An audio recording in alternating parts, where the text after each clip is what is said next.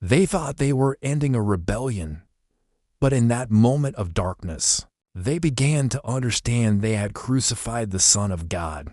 The earth shakes. A violent tremor throws the Roman centurion off balance as dust and rock rain down from the nearby cliffs. He looks up at the sky, torn open by lightning, then back to the lifeless body of the man on the cross. A shiver runs through him, not from the cold, but from a dawning, terrifying realization. He can still hear the man's words echoing in his mind, words of forgiveness for his own killers. "Father, forgive them."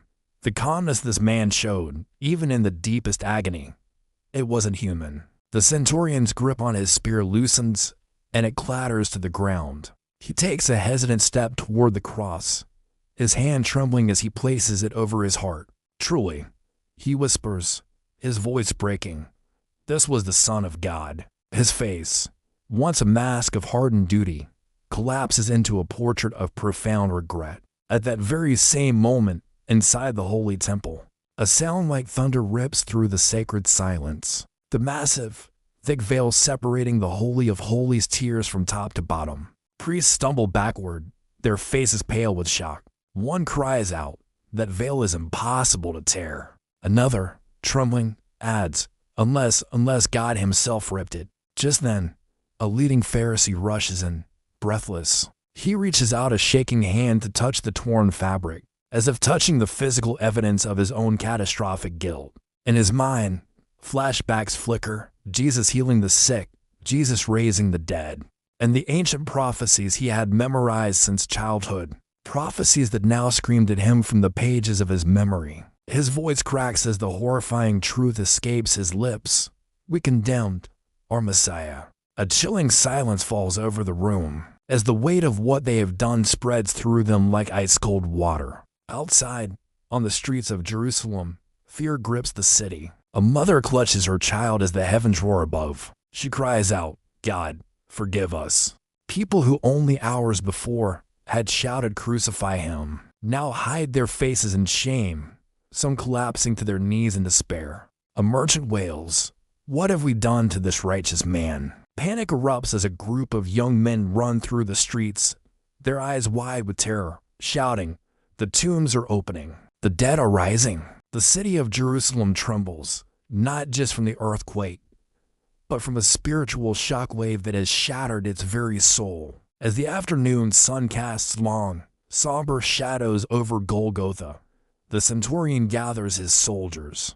These are the bravest men in the Roman army, yet they now tremble like children. One soldier, his voice thin with fear, asks, "Sir, do you think he cursed us?" The centurion shakes his head, his own voice firm but gentle. "No," he says, "he prayed for us." The soldiers stare at him, their disbelief warring with the terror they all feel. The centurion continues, "We killed a righteous man. No, we killed God's son." The heavy silence that follows is broken only by the sound of a soldier beginning to weep.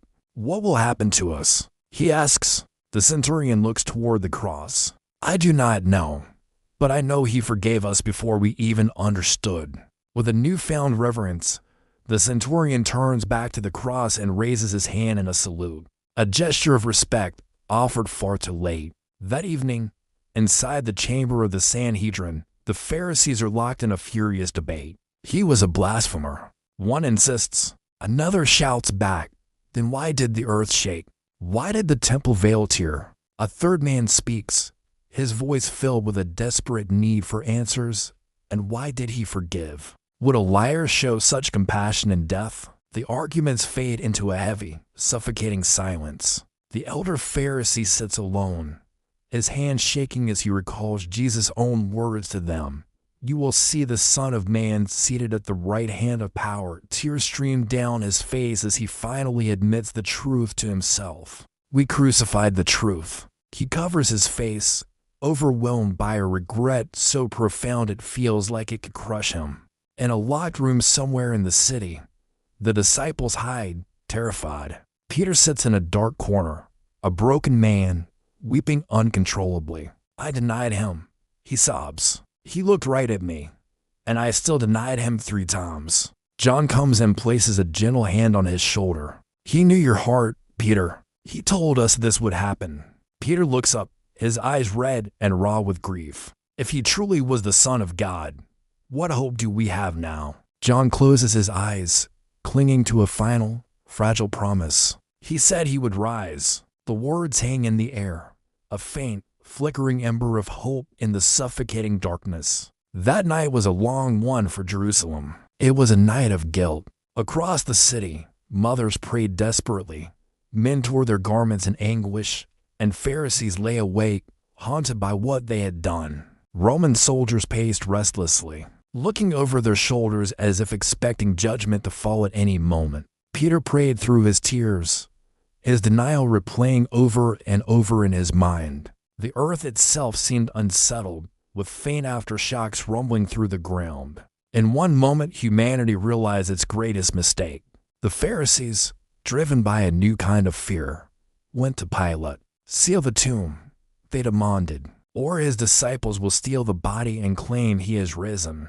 But their eyes betrayed their true fear. It wasn't of the disciples. It was the terrifying possibility that Jesus might actually rise on his own. So the great stone was rolled into place, and the official Roman seal was pressed into the wax, a symbol of the empire's final authority. Watching from a distance was the centurion. He thought to himself, if he truly is the Son of God, no seal, no stone, no army can hold him. The Sabbath that followed was the longest in Jerusalem's history. The city was unnervingly quiet. No laughter, no commerce, no singing. Just a cold, lingering fear. A merchant whispered to his neighbor, if he was the Messiah, what happens now? And children asked their parents, why did the sky turn black? But the parents had no answers. Then, early Sunday morning, another earthquake shook the city. But this one was different. It didn't feel like judgment. It felt like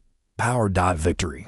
A brilliant, blinding light erupted from the garden tomb. The massive stone, which had taken many men to move, rolled away on its own. The hardened Roman soldiers guarding it dropped their weapons and fled in absolute terror. They had killed him, but death could not hold him. A soldier, pale and shaking, burst into the Pharisees' chamber. "He's gone," he gasped. "The tomb is empty." The Pharisees stared, their worst fears realized. The elder whispered, his voice trembling, "It's true, everything he said is true." The centurion returned to the empty tomb. Seeing the stone rolled away and the burial cloths lying neatly folded, he fell to his knees. "You rose," he breathed. "Even after what we did to you, you rose." Tears streamed down his face, no longer tears of guilt, but of overwhelming awe and wonder. And on a shore in Galilee, a little while later, the resurrected Jesus stood with a restored Peter. "Do you love me?" Jesus asked Peter, his heart overflowing with a love he thought he had forfeited, cried, "Yes, Lord, you know I love you." And Jesus replied, "Then feed my sheep." Hope was restored. Purpose was reignited. On the day they crucified him, the world felt the weight of its greatest failure. But 3 days later, God revealed his greatest miracle. No matter how deep the mistake, no matter how heavy the regret, God's grace reaches deeper. His love rises higher, and his forgiveness rewrites every story. If this story moved your heart, share it. Let someone know that hope is alive, forgiveness is real, and Jesus still transforms lives today. Thanks for watching.